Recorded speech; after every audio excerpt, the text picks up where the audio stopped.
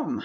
I am Dr. Ann Davis with Bible Interact, and this is part of our travel series. What we want to do is have you experience going to the Holy Land and experiencing with the people of ancient Israel what happened in their lives. This is going to be a travel with Esther to Persia. Persia is the ancient name. Today it's Iran. I've never been to Iran. It's a little bit dangerous to go there, I think, for Americans. I have worked with a travel agent in Turkey and have traveled in Turkey with him. He leads trips to Iran. He's a Muslim himself and feels comfortable going to Iran. I've talked to him about his travels in Iran, but I have not personally been there. So I'm going to use my knowledge of ancient Persia and the story of Esther, even though I haven't been there. So we read stories in the Bible with a modern Western perspective, which prevents us in large part from fully appreciating the biblical narrative. These biblical accounts were given to the people of ancient Israel, whose knowledge of the surrounding land and relevant events were vivid in their minds. So let us perceive ancient Persia through the eyes of Esther. This is how we're going to travel vicariously. We're going to start in Jerusalem, and then we're going to fly over to what is today Iran, which is the ancient Persia of ancient times. Today it's Iran.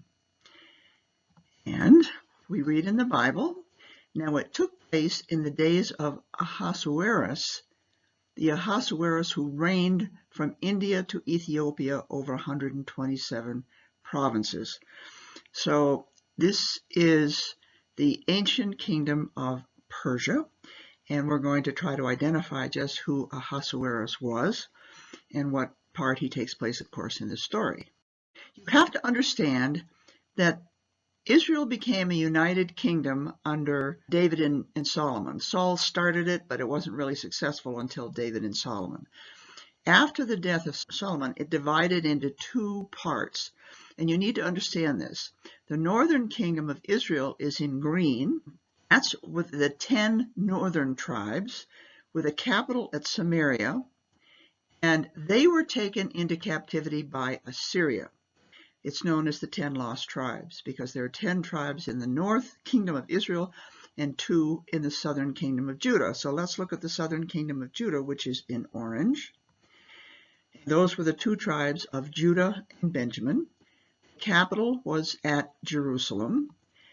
They were taken into captivity by Babylon at a later time. So we have 2 captivities, one by Assyria and one by Babylon. Now Esther is going to be part of the captivity from the northern kingdom of Israel. And I'll explain in a minute how we know that. She's not from Judah, she's from the northern kingdom of Israel somewhere. We don't know where, but she would have been taken into captivity by the Assyrians from the northern kingdom. The Assyrian captivity of Israel, that's the northern kingdom, so this is Esther. We read in the 9th year of Hoshea, the king of Assyria. Hoshea was king of Judah. The king of Assyria captured Samaria, that's the capital city, and carried Israel away into exile to Assyria. Now, what's important here is, well, there were actually more than one, captivity. There were really about 3. The Assyria kept coming back and taking more people and taking more people. And there were 3 actually. Now, what's important here, we read, settle the people of the northern kingdom of Israel, the 10 tribes, in Halah and Habor on the river of Gozan and in the cities of the Medes. Now, this is very important because ancient tradition at that time was to disperse the people, not to put them all in one location, but to disperse them around the kingdom, because they believed that their God was the God of Israel, and that God was tied to the land. It was going to stay in the land. And so if they moved the people of Israel around the empire, they would be mixed in with all the pagan gods and would not have access to their God of Israel. So what's important is the 10 northern tribes were dispersed around the Assyrian Empire. We read Halah, Habor, the river of Gozan, and the cities of the Medes. So they were spread around the empire, which is why they're lost. Because when the two tribes of Judah were taken by Babylon, they were all located around the city of Babylon. And so they were a cohesive group that remained a cohesive entity. But the 10 northern tribes were not a cohesive entity. They were scattered around the kingdom of Assyria. Assyrian captivity of Israel is the 10 northern tribes of Israel, often known as the 10 lost tribes. And this map is showing the different attacks of Assyria coming back again and again and taking them into captivity. We don't really know where these sites are. We know where Nineveh is, and we know the cities of the Medes. I'll show you that in a minute. But we don't really know where the Jews were settled in the Assyrian Empire. Halah, Habor, the river of Gozan, and the cities of the Medes. That's all we know. I'll show you the location of the Medes, but these other cities we can't identify. But we know they're within the Assyrian Empire, and they were scattered in the Assyrian Empire. Wherever they went, they created small Jewish communities. So they were not put together with other people. They continued to be together in these small Jewish communities. I actually have an interesting story. When I was in Israel at one point studying Hebrew at an Ulpan, one of the women, her daughter was in the school with me. She had come first from Russia and then went and sent for her two daughters to join her in Israel. And this was in the late 1990s. She actually had a fairly good command of English. Her daughter did not. And I spoke with her, and she told her family, I can't remember exactly where it was, but it was one of the Soviet satellite countries just north of the Ukraine. And her family was probably part of that Assyrian dispersion up in that area. It was interesting hearing her talk about, at one point, the authorities were coming through and checking to make sure that the babies were not circumcised. If they were circumcised, they would kill the babies. One of the families traded the baby of her family, and they hid that baby. And so the baby that was not circumcised was, looked like he was the baby of that family. And then after the authorities left, they brought the circumcised baby back in. So these are the small Jewish communities all throughout the Assyrian Empire. It says that the people of Israel were part of where they were settled was in the cities of the Medes. So we have to take a look and see who were the Medes. Now in the map you see the red circle is Jerusalem. The two rivers are the Tigris and Euphrates rivers. That's Mesopotamia, meaning between the rivers. That was Babylon, between the two rivers. The Medes are north of there, and in what's called the highlands. Now they weren't high mountains, they were hills with plateaus and valleys, and so the Medes were north of Babylon, because Babylon was in Mesopotamia, the land between the two rivers. We have no written records from the Medes. So how do we know about the Medes? Well, we have archaeological evidence. Persia is the modern day Iran, but until World War I, I guess, one or two, it would have been one. The French had a mandate to rule what is Iran today. So the French, and actually I think it was until World War II, so the French archaeologists were able to come in, and they did a lot of work. Since Iran got its independence and became a Muslim country, archaeologists, it's been difficult for them to go into the country, but a lot of work was done before then by the French. So we have the archaeological evidence, and we have written records from the Greeks and the Romans and other ethnic groups talking about the Medes, but we have no records from the Medes themselves. I'm going to share with you what we do know about the Medes. Median Empire was very large. The brown area was the empire of the Medes. The reddish brown is the Medes. The dark brown is Babylon. So here's that little red dot is Jerusalem. This is the empire of the Medes, which was, they were quite large, quite powerful, quite important. You don't hear about them a lot because we just don't have written records. And here's the brown is Babylon. Now Persia was a small entity, became more powerful, and eventually overcame the Medes and took over the Median Empire, and it became Persia. Records often talk about the Medes and the Persians because the Persians, I'm not sure that they took it by conquest. I think it might have been partly by marriage, but the Persians overtook the Median Empire and it became the Persian Empire. There's Babylon, and Babylon's in Mesopotamia, the land between the two rivers. Another one that you need to remember is Susa, because that's going to come into our story of Esther.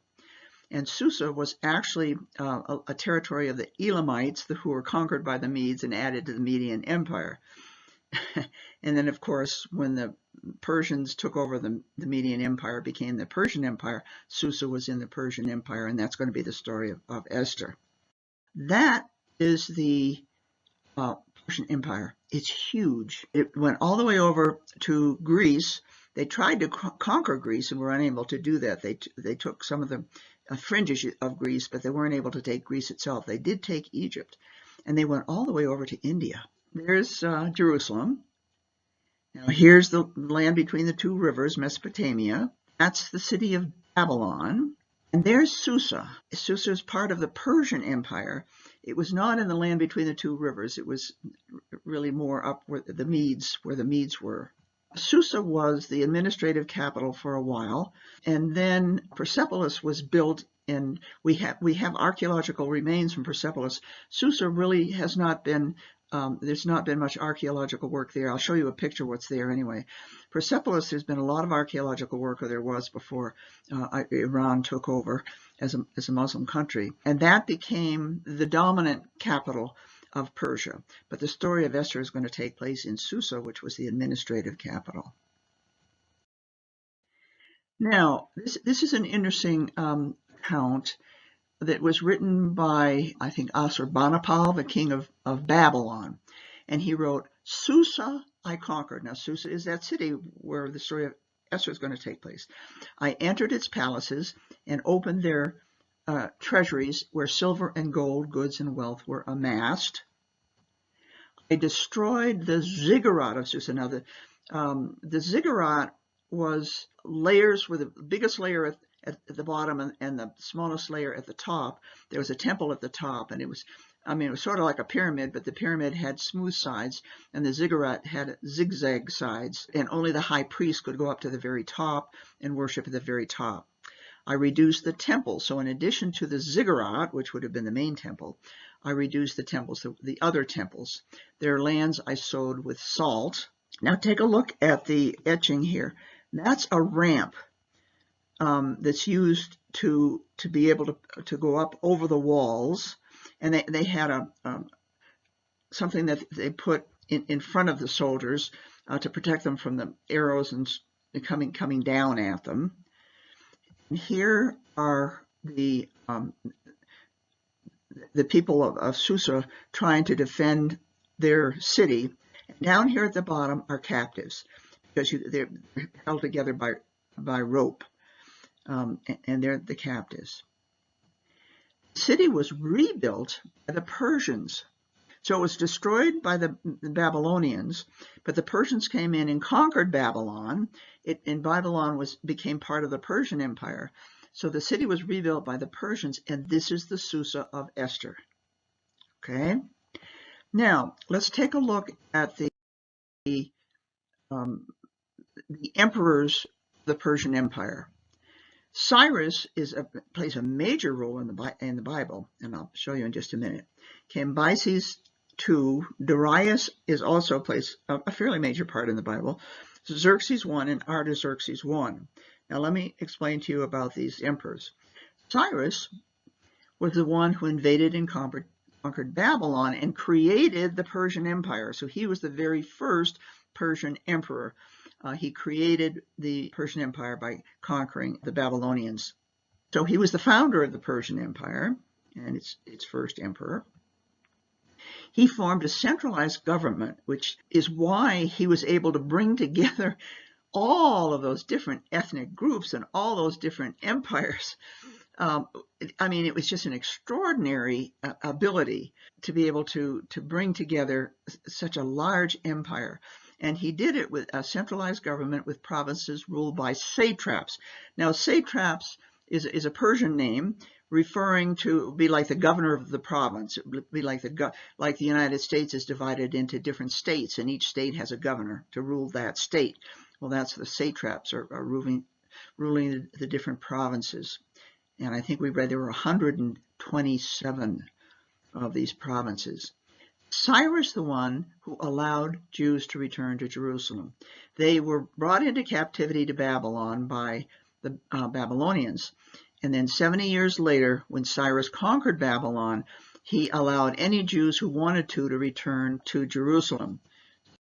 This is a drawing of Cyrus, and we read that grace has been shown. Now, this is the Bible talking here about Cyrus. Grace has been shown from the Lord our God to leave us an escaped remnant. Now, in Hebrew, those are two words that mean the remnant. So it's like saying a remnant. It's a doublet. It's called for emphasis. It's just the way the Hebrew works. It's for emphasis. And to give us a peg in his holy place. Now, all the Jews were permitted to return, but only a small number returned, and they're called a remnant. Because the city had been totally destroyed by the Babylonians. Others had come in to take over and control. The agricultural lands had been burned. So life was actually pretty good. They were living not in the city of Babylon, but outside in agricultural communities. And life was not so bad. It was only a remnant that returned. And the Bible calls them, in a translation, an escaped remnant, but it's a doublet, a remnant. And Cyrus was the one who allowed that to happen. Now, we have Cyrus, and then after Cyrus comes Cambyses II. Cambyses, the only thing I'm going to say about him is that he conquered Egypt. So Cyrus had a big empire, but it did not include Egypt. His son was the one who added Egypt. So we've done Cyrus, Cambyses II. Now we get to Darius, and Darius is important, and he's also mentioned in the Bible. He was the son of a satrap, which is really very interesting. So he was not the son of the former emperor. He was the son of a governor, is what it was. But he was an extremely qualified soldier and administrator. He completed the annexation of Egypt. He took over Egypt. He was a very clever commander of the army. He added Central Asia and part of India to the empire. So he's expanding the empire. He did try to conquer Greece, which he was unable to do. And that's the famous Battle of Marathon, where the Persians were turned back. What's important for us is Susa was already a city, but a walled city, but he made Susa his administrative capital. Now, he's not the emperor of Esther, but he's made Susa the administrative capital, so when Esther arrives on the scene, she's going to be in Susa. And Darius issued a decree that the building of the temple in Jerusalem should be resumed. So it was started at the time of Cyrus. Cyrus had originally issued a decree to rebuild the temple. However, Samaritan enemies from the north caused construction to stop. The Samaritans, what the Assyrians did is that they moved people around, the conquered people around the empire, and they took some of the conquered people and brought them back to Samaria. So the Samaritans were not Jews. They had been, repopulated by the Assyrians. They were conquered people by the Assyrians and brought into Samaria. And the Samaritans had rule over the land, not just Samaria, but over Judah too, after the captivity by Babylon. And so they didn't want people coming in and taking over. So there was a lot of hostility from the Samaritans in the north, and it caused the construction of the temple to stop. Jews in Jerusalem sent a letter to Darius, and this is recorded in the Bible in Ezra. If it pleases the king, let a search be conducted in the king's treasure house in Babylon, if it be that a decree was issued by King Cyrus to rebuild the house of God at Jerusalem. And if you can find this decree, then you should give us the right to continue rebuilding the temple. So we've done Cyrus, Cambyses II, who took Egypt, the Darius, who plays an important part in the Bible. Now we're going to go to Xerxes. Scholars have come to the conclusion that Ahasuerus, in the story of Esther, was Xerxes. He defeated the Spartans at the heroic Battle of Thermopylae, then he captured and destroyed Athens, but he left Greece because of internal uprisings back in Persia. He was unable to conquer Greece. He conducted a massive building project in Persepolis, which was one of the capitals of the Persian Empire. So he was the big builder of Persepolis. Esther's going to be in Susa, which the archaeological remains, you can't really see anything. So I'm going to take you to Persepolis because there you can see what the Persian capital would have looked like at the time of Esther. Now we're on the last one, is Artaxerxes. Both the Septuagint translation of the Hebrew scriptures into Greek and Josephus refer to Artaxerxes as the king Ahasuerus in the story of Egypt. However, scholars draw a different conclusion. They have concluded that it was Xerxes, not Artaxerxes. And the Septuagint in Josephus was written hundreds of years after the time of the Jews in Persia.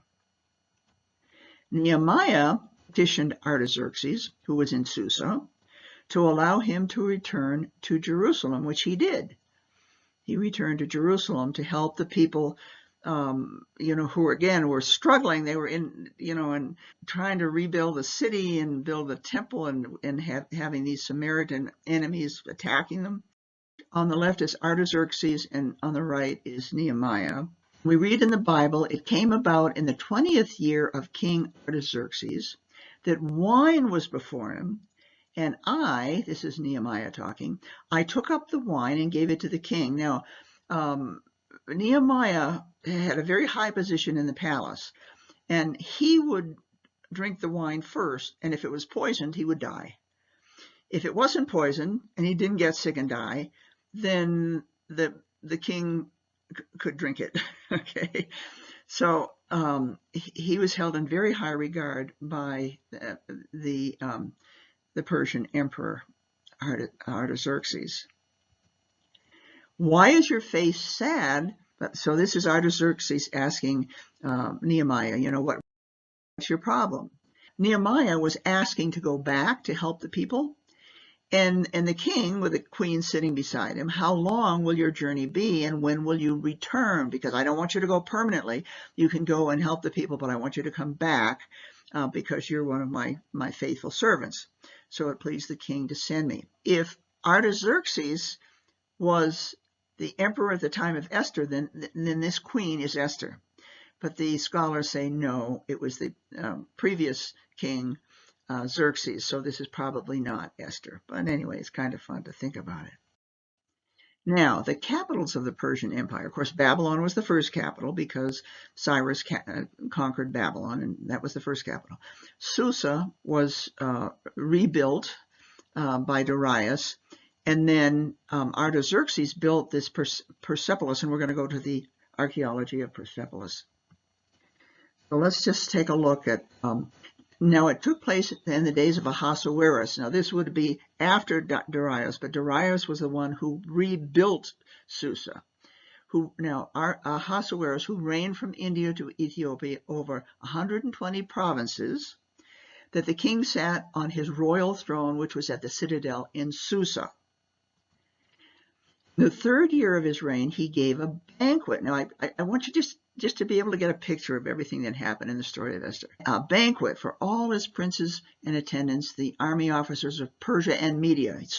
So here you're mentioning both Persia and the Medes because they had come together into one empire, the nobles and the princes of his provinces. This is actually the remains of Susa. It has not been extensively excavated. It's a World Heritage Site. There would have been a hall or palace with columns, but it's pretty hard to get a picture, so I'm going to take you over to Persepolis. Persepolis has been extensively excavated, and you can see these pillars that would have held the palace. And here is a reconstruction of what the palace would have looked like. And here is the central ceremonial hall. So this is where Esther would have been brought before Ahasuerus, who was Xerxes. the Persian emperor. Now, these incredible mosaics made with colored tiles come from Persepolis. They've been brought by archaeologists to Turkey, and I've been in Turkey to the museum in Turkey to see these. They're just extraordinary, and explain the history of the Persians, and they come from Persepolis. So Esther was taken to King Ahasuerus to his royal palace, and we've just seen what the royal palace would have looked like based on the archaeology in Persepolis. The king loved Esther more than all the women, and she found favor and kindness with him more than all the virgins, so that he set the royal crown on her head and made her queen instead of Vashti. Now, this is fascinating. Now we're going to modern times. And I want to talk to you about all the Jews that were in ancient Persia, which became Iran, and what happened after Israel became a state. In 1949, which was the year that Israel became an independent state, but before that happened, there were 240,000 Jews in Iran, which is the modern Persia. Starting in 1948 until 53, 80,000 Jews left Iran, going to the state of Israel, leaving 160,000. I have a really fascinating story because I'm a member of Hadassah, and we had a woman come and talk to the ladies in our little Hadassah group. She had grown up in Iran, and her parents sent her and her older brother to Israel because of persecutions of Arabs that were occurring in Iran after Israel became a state. And so she was a young girl and her brother, and they teamed up with a group of Jews who were going to, they had to walk. They walked the whole distance. And on the way, planes from Iran came and strafed them, and so they jumped into the ditch on the side, and some of their members were killed. They made it to Israel, and once you get to Israel at that time, the people in Israel will settle them in a kibbutz. So it was 2 kids, no parents, had walked the whole distance to get to Israel because of what was happening in Iran. In 1979 came the Islamic Revolution, where the Muslims took over. And so the census in 2013, there were only 8,756 Jews left. Some of them have since then have also left. So it's an interesting story to be able to identify with Esther if you know the ancient history of Persia, which is the modern day Iran. And I hope you enjoy this little travel with Esther to Persia. Shalom.